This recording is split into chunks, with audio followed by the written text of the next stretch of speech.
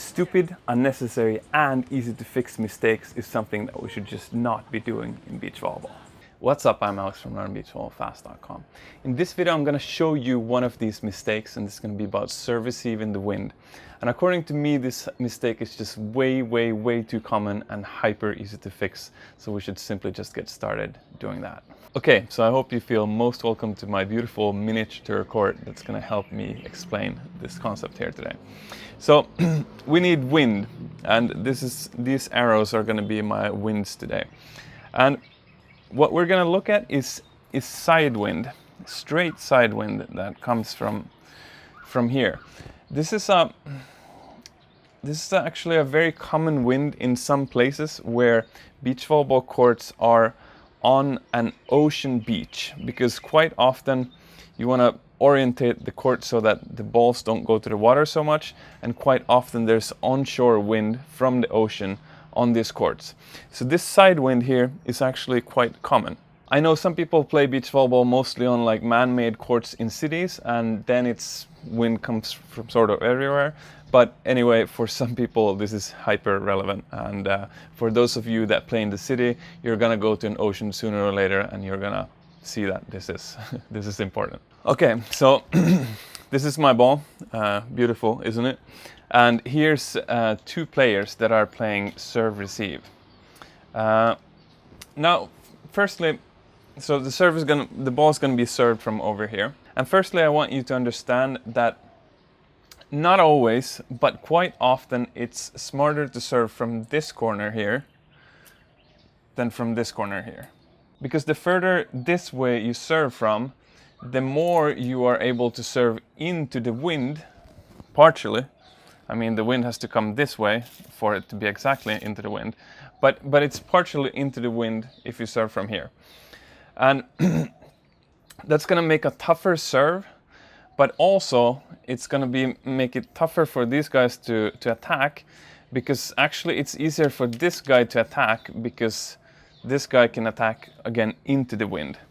Whereas this person, if he's attacking, he or she is attacking from here without going behind, actually they're going to be attacking with the wind, and the set kind of wants to fly away from them, and all sorts of problems up here. So if we start there, then we know that the serve that's going to come from this corner and go this way is quite common in the side wind.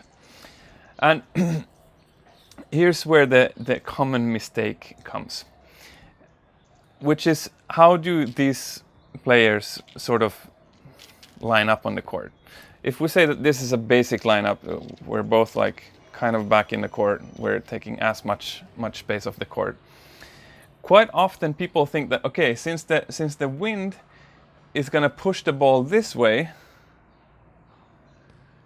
we need to stand more, maybe more like this.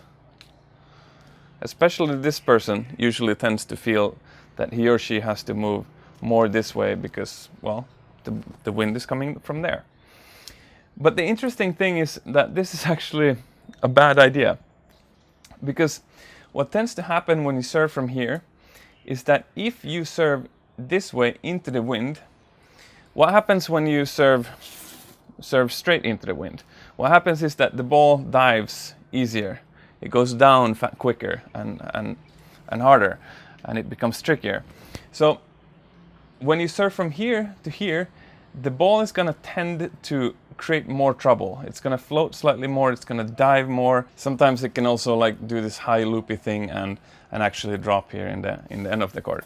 But basically what's going to happen is that there's going to be more trouble over here. And if there's going to be more trouble over here, it might be sort of stupid for these people to move over here. Because actually, in case this person is, I'm not going to call it stupid, but in case this person serves the line here, actually, quite often the ball is going to go out because of the wind. And if it goes here, it's probably going to be quite easy. It's not going to have that crazy turbulence effect that it gets with the additional angle towards the wind. So, actually, rather than doing this, which might feel very logical for a lot of people, you should be doing pretty much the opposite. So if this is a neutral stance, this person usually should go slightly to the side and slightly forward, and this person can sort of move with that like this and help.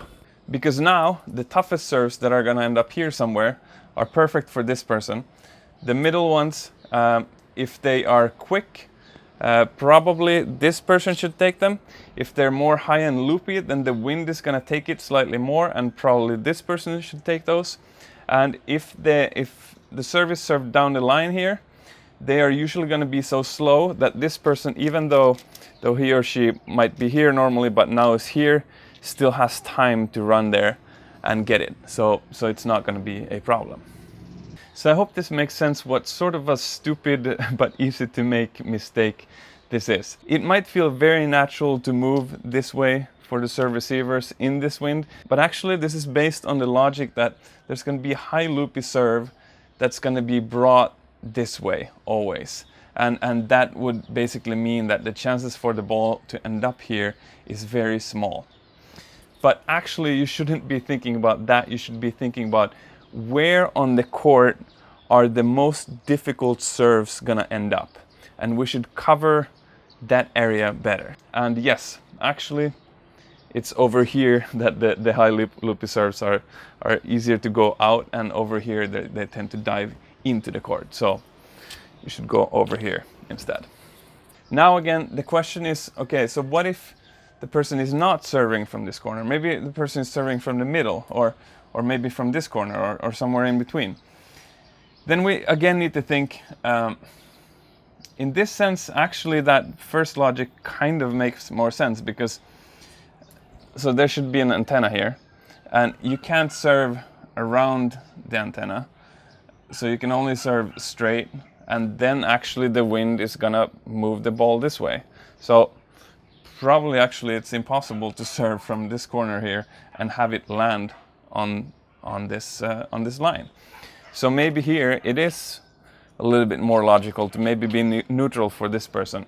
And if the serve comes from here into this corner, what's going to happen is that there's wind behind the ball, and that's going to mean that it might carry slightly longer than it normally does, which actually maybe you might even stand slightly further back.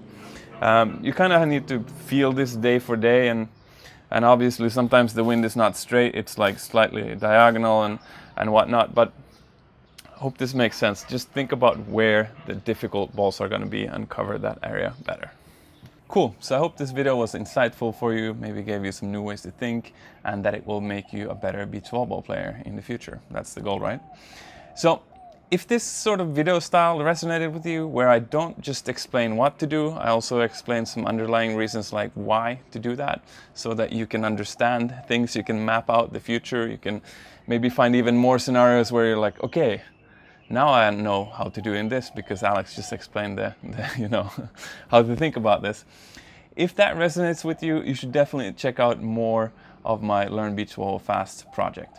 I have a lot of in-depth YouTube videos about techniques, about strategy, about whatnot, like even how to think about your beach volleyball career to move forward faster, whatnot. I have a podcast, I have courses, I have coaching, I have a Facebook group with like-minded people.